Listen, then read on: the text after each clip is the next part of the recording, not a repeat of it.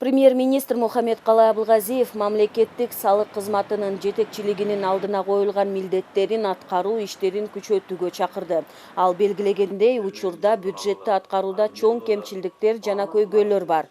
Өткөн жылы бул көрсөткүч ашыгы менен аткарылган. Үстүбүздөгү жылдын 6 айында 38 миллиард сомдон ашуун салык жана төлөмдөр жыйналган.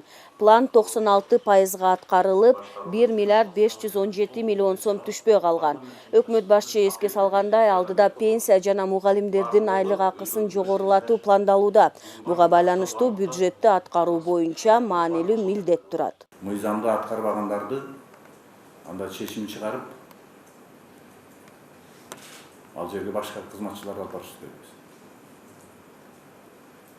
Эгерде биз салыкты түшүрбөсөк, айлыкты алып атсак, кызматты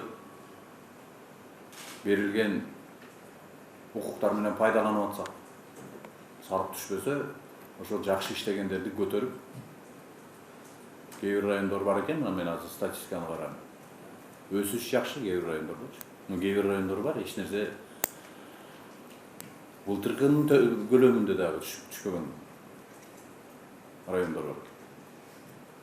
Муну чечим чыгарбасак болбойт. Мына азыр 25 000 жумуш орнун түздү. 6 айдын жыйынтыгы. Анын ичинде 2000ге жакын бул жана чоң-чоң ишканаларда. Азыр эми мына 531 деп айтты, кечээ мен Чүй областында иш сапар менен болду. Чүй гана областында 6 айда 531 жана чоң ишканаларда кошумча ачылган. Атат кызмат көрсөтүү жагында, майда соода жагында кызмат жанагыдай экономиканын ар кайсы тармагында ачылгандар 23 000 жумуш орун ачылды. Эгер ошондой жумуш орундар түзүлүп атса, ишканалардын экономикасы көтөрүлүп атса, анда сөзсүз түрдө бизге бюджетке киреше бөлүгү да түшүш керек.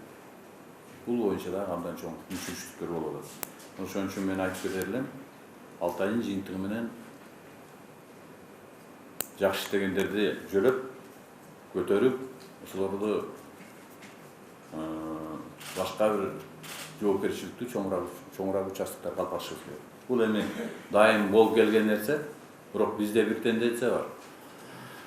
Бир райондон экинчи районго алып барып коймой. Бир райондо аткарбаса, ал киши ылдыйлап же кетиш керек да. Бир райондо аткарбаса, экинчи районго которгон токтотуш керек. Азыр эми сиз экөөбүз мага көрсөтөбүз, кайсы көрсөтсөңүз, кайсы райондор аткарды, аны кайсы кызматка барабыз. Аткарбаган киши кетиш керек.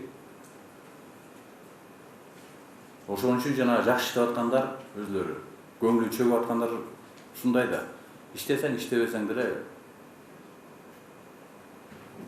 кызматта жүрө бересиң, бир райондон экинчи районго которула бересиң, бюджетти аткарбайсың, мыйзамды аткарбайсың деген жакшы иштеп, өзүнүн бүт энергиясын берип аткан, тажрыйбасын колдонуп аткан, билимин колдонуп аткан кызматкерлерди ошол көңүлүн айнытып аткан ушул да. Мухаммедкалый Абылгазиев мамлекеттик бажы кызматынын жааматына жаңы төрагасы Алтынбек Торутаевди тааныштырды. Өкмөт башчы бул тармакта чынчыл жана компетенттүү кызматкерлерди колдоо зарылдыгын айтты. Ал кызматкерлерге бажы тутумун фискалдаштырууну, бажы инфратүзүмүн өнүктүрүүнү, заманбап идентификациялык текшерүү комплекстерин курууну активдештирүү зарылдыгына көңүл буруулары керектигин белгиледи. Бул өз кезегинде жүк унааларынын бажы көзөмөлүнөн өтүү ылдамдыгын жогорулатмакчы. Мамлекеттик пенсиялык социалдык камсыздандыруу жөнүндө Кыргыз Республикасынын мыйзамын аткаруу үчүн Кыргыз Республикасынын социалдык фонду камсыздандырылган адамдарга, анын ичинде пенсионерлерге өз ара аракеттешүүнүн дагы бир ыңгайлуу ыкмасын көрсөтүү үчүн камсыздандырылган адамдын электрондук кабинети системасын ишке киргизүүдө. Кыргыз Республикасынын социалдык фондунун бөлүмүнө келип, жана маселелерин чечүү үчүн адистерге кезекке туруунун ордуна өздүк кабинет системасында катталып, андан соң интернеттен өздүк кабинет аркылуу керектүү маалыматтарды аралыктан суроого жана алууга болот. Өздүк кабинет аркылуу төмөнкү арыздарды берсе болот. өздүк камсыздандыруу эсебинен көчүрмөгө, пенсия чектөөгө, пенсияны кайра эсептөөгө, пенсияны узартууга, төлөмдүн ордун жана ыкмасын өзгөртүүгө, пенсия тууралуу маалымат алууга, башкаруучу компанияны же ТПФ каражаттарын төлөөнү алмаштырууга төмөнкү маалыматтарды алса болот. Чектелген пенсия тууралуу маалыматтарды төмөнкүлөрдү калтырса болот. Каалаган маселе боюнча формалдуу эмес кайрылууну өздүк кабинетте катталуу үчүн Кыргыз Республикасынын социалдык фондунун жакынкы аймактык бөлүмүнө бир жолу келип арыз берсе болот. 2017 жылдагы үлгүдөгү Кыргыз Республикасынын жаранынын паспорту болсо, обочолоп аралыктан катталса болот.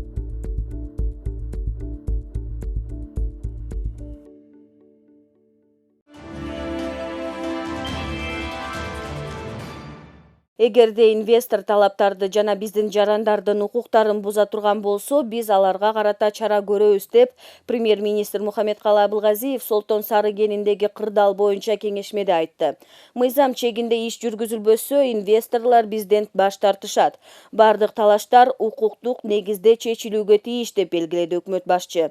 Анын айтымында 2009 жылдан бери мурдагы бийлик тарабынан кабыл алынган кен боюнча чечимдерди кайра карап чыгуу, сүйлөшүүлөр жана ачык, конструктивдүү диалог аркылуу гана мүмкүн. Өкмөт башчы инвесторлор менен жергиликтүү калктын өз ара тыгыз аракеттенүүсү зарылдыгына өзгөчө көңүл бурду. Себеби жергиликтүү бийлик органдары тарабынан да, компетенттүү органдар тарабынан да түшүндүрүү иштери иш жүзүндө формалдуу жүргүзүлүп келет.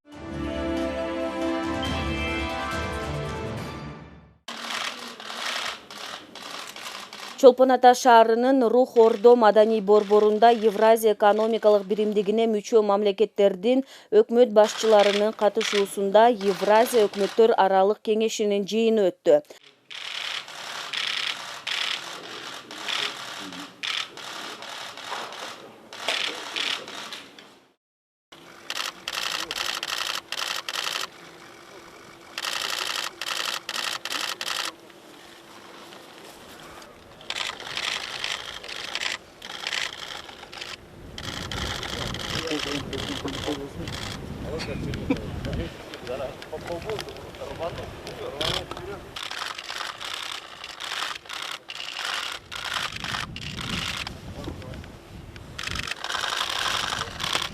Премьер-министр Мухаммедкалы Абылгазиев Ысык көлдүн жээгинде жыйындын катышуучулары менен саламдашып, Евразия экономикалык биримдиги жөнүндө макулдашууга кол коюшунун 5 жылдыгына жана Евразия интеграциясы идеясынын 25 жылдыгына байланыштуу биримдиктин мааракелик жылы менен куттуктады. Евразийская интеграция была и остается приоритетным направлением внешней экономической деятельности Кыргызской Республики. Мы придаем особое значение вопросам интеграции и прилагаем максимальные усилия для дальнейшего развития и укрепления нашего союза. В целом следует отметить, что с момента вступления Кыргызской Республики в Евразийский экономический союз достигнуты серьезные позитивные результаты, в том числе в торгово-экономической и социальной сферах. Появились новые условия для стимулирования развития бизнеса ввиду отмены таможенного, санитарного и фитосанитарного видов контроля. В условиях отсутствия таможенных границ стимулируется перемещение товаров и услуг. Предприниматели Кыргызстана получили возможность развития и активной конкуренции на общей площадке ЕС. Принятое на площадке Евразийского экономического союза решение по признанию эквивалентности системы ветеринарного контроля Кыргызской Республики придало возможность и дополнительный стимул в развитии торгово-экономических отношений. ЭАЭП бүгүнкү күнү толук кандуу жана ыкчам өнүккөн интеграциялык биримдик катары калыптанды. Өкмөт башчы белгилегенде, Евразия экономикалык биримдигинин 5 жылдык ишмердүүлүгүндө катышуучу мамлекеттердин тутумдуу ишинде сезилерлик натыйжалар байкалды. Интеграциянын алгачкы жылдары тараптар аркылуу биримдиктин экономикалык жана соода потенциалын өнүктүрүү багытта тандалган. Ал эми өткөн жылдары биримдиктин эл аралык мейкиндиктеги позицияларын бекемдөөдө алгылыктуу катары мүнөздөгө болот, деди Абылгазиев. Впервые в годы интеграции с сторонами был определен вектор сторону наращивания экономического и торгового потенциала Союза, а прошлые годы можно охарактеризовать прорывным в области укрепления позиций Союза на международной арене.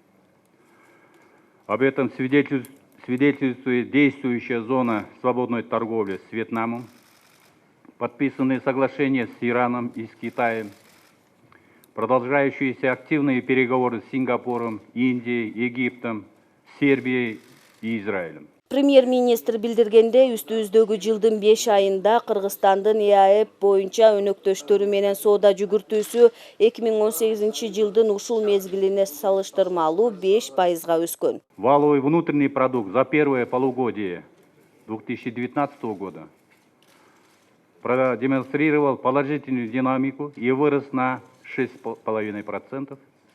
Также наблюдается и рост промышленности на 20% за первое полугодие текущего года. Хочу отметить, что на постоянной основе государственным членам ЕАЭС совместно с комиссией проводится комплексная работа по созданию наилучших условий для бизнеса, в том числе путем совершенствования правовой базы Союза, стимулирования наращивания экспорта, углубления существующих, а также создания новых производственных цепочек на территории Союза, создавая при этом рабочие места, что в конечном итоге позитивно отражается на экономике. Ошону менен бирге негизги принциптердин артыкчылыктуулугуна жана бекемдигине карабастан биримдиктин ички рыногунда азыркыга чейин тоскоолдуктар жана чектөөлөр бар. Негативное влияние внешних факторов наряду с барьерами внутри Союза продолжает размывать эффект чистого воздействия интеграции. К сожалению, несмотря на приоритетность и незыблемость основных принципов, на внутреннем рынке Союза до сих пор существуют барьеры и ограничения. В этой связи с этим считаем необходимо принять исчерпывающие меры по их устранению, а также наделению комиссии расширенными полномочиями по справедливому и оперативному решению спорных вопросов в целях полноценного функционирования Союза без барьеров, изъятий и ограничений. Премьер-министр айткандай, тар чөйрөдөгү жыйындын жүрүшүндө жыйындын күн тартиби боюнча конструктивдүү диалог жүрүп, ташуу үчүн бажы алымдарынын суммасын бөлүштүрүү ченемдерине, ЕАЭПте алкоголдук рынокты жөнгө салуу жөнүндө макулдашууга тийиштүү жана 2025 жылы ишке киргизүү пландаштырылып жаткан жалпы финанс рыногуна байланыштуу маселелер талкууланды. Последующая реализация рассматриваемых вопросов несомненно будет способствовать дальнейшему углублению интеграции, позволит нам получить от этого соответствующую экономическую выгоду. В свою очередь, хотелось бы выразить надежду на продвижение озвученной на юбилейном заседании Высшего Совета от 29 мая текущего года инициативы президента Кыргызской Республики относительно формирования наднационального органа по регулированию общего электроэнергетического рынка Союза, который позволит эффективно координировать наше сотрудничество в данном направлении.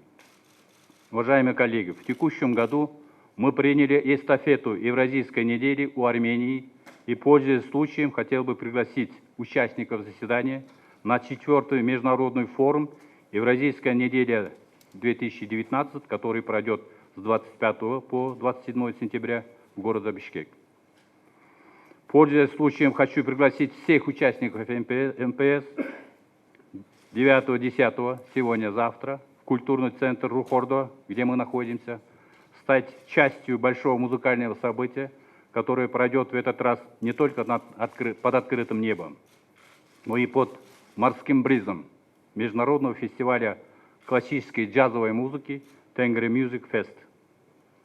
Уважаемые коллеги, в завершение хочу еще раз всех поблагодарить за то, что приняли предложение кыргызской стороны провести очередное заседание Евразийского межправительственного совета на территории Кыргызской Республики, на берегу Иссык-Куля.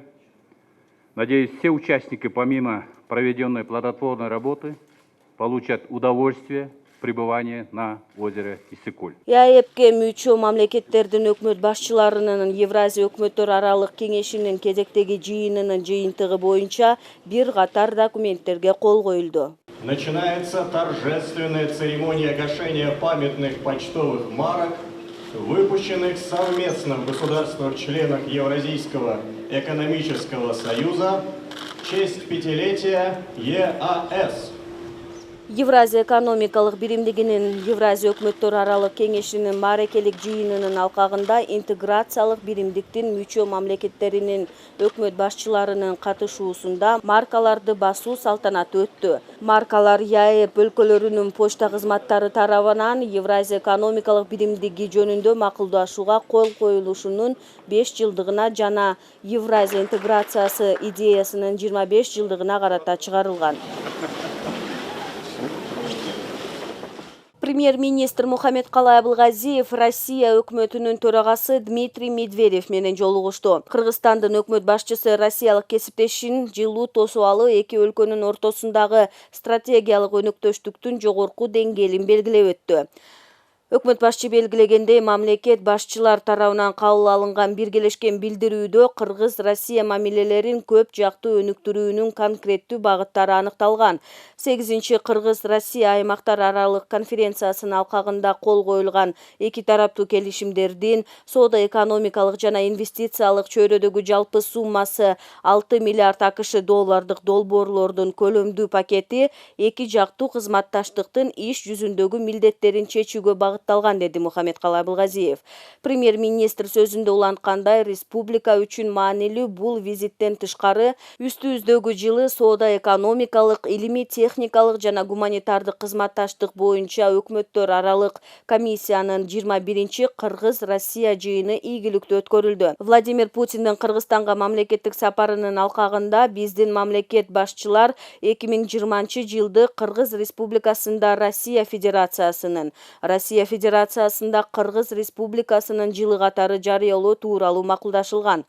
Пландалып жаткан иш-чараларды эске алуу менен кийинки жылы эки жактуу алакаларды өнүктүрүү динамикабыз улантылат деген зор ишенебиз бар, деп баса көрсөттү Абылгазиев. Россия өкмөтүнүн төрагасы Дмитрий Медведев өз кезегинде меймандостук үчүн ыраазычылык билдирди. Жолугушуунун жүрүшүндө өкмөт башчылар Кыргыз-Россия мамилелери өнүктөштүктүн жана союздаштык байланыштардын сапаттык жогорку деңгээлде чыккандыгын канааттануу менен белгилешти. Тараптар эки өлкөнүн ортосундагы соода-экономикалык, маданий-гуманитардык кызматташтык жана башка актуалдуу маселелерди талкуулашты.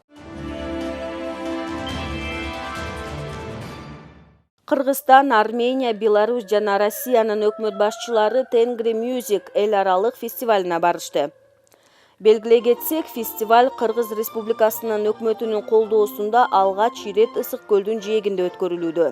Фестивалда Кыргызстан, Россия, Армения, Казакстан, Беларусь, Германия жана Австриянын атактуу музыканттары катышып жатат. Аткаруучулардын арасында акыркы учурдун белгилүү гитаристтеринин бири Артем Дервоед, джаз ырчысы, вокалист Карина Кожевникова, Австриядан меццо-сопрано Хайде Мария Абертюр, эл аралык сынактардын лауреаты заманбап музыка аткаруучусу Олег Лундстрем атындагы Биг Бенд солисти трубач Ростислав Качетов, чоң театрдын легендарлуу армян тенору Гор Арсенян, көрүнүктүү кыргыз опера ырчысы, европалык публиканы багындырган сопрано Джамиля Райымбекова, джаз мэтри, пианист Лев Кушнир бар.